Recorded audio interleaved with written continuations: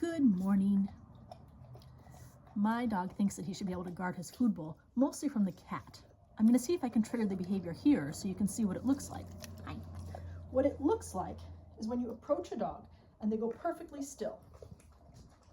So his head is still moving to eat as I reach down towards his bowl. Oh, he's turned to sniff my hand, which is a very nice way of him saying, please don't mess with my food. Hi. So I'm going to mess with his food. Don't try this at home. And we're going to see, okay, so his head has just gone perfectly still. You see his tail stopped wagging? At this point, as long as he hasn't growled or been otherwise naughty, I'm going to back off. And what I'm going to do is go get a treat.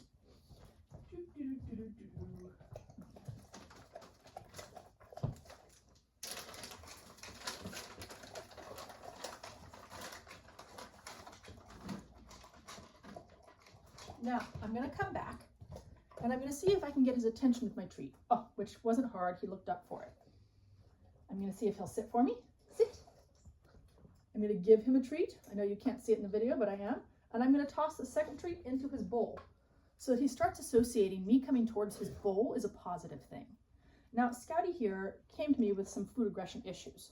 So this is not a huge surprise that occasionally he tries to revert back. Recently, he's been reverting back, oh, good boy, because the cat has been sniffing his bowl when he walks away from it, and he thinks she's going to eat his food. So he's actually been getting food possessive with her. Hi, yeah. Since he's come away from his bowl willingly, thinking he's going to get another treat, I'm going to pick his bowl up. Oh, he didn't like that. So he turned to look, but he didn't do anything naughty.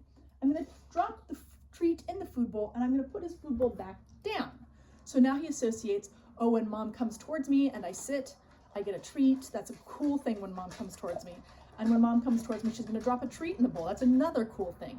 And if mom picks up the bowl, I get a treat. That's another cool thing. The key point here, though, is to do it before they start growling. You do it when you see that moment of stillness. At that moment, you back off. Because what they're doing is they're saying, I've dropped my tail. I don't like what you're doing. I don't want to be involved in this. I've gone perfectly still, so I'm feeling a negative emotion.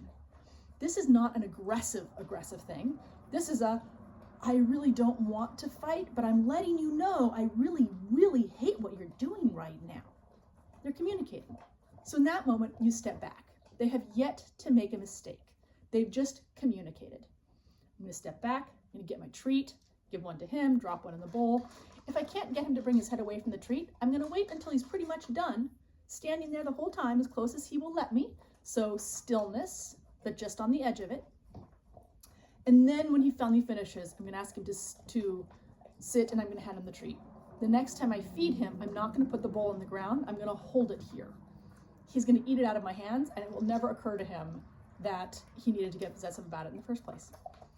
He's not quite that severe. I can get close enough. I can get him to sit. I can get him to back off. This is what you're looking for when you do some dog training and you're listening to language. Yay! Also, good morning. This is always when dog training happens, when you're in pajamas.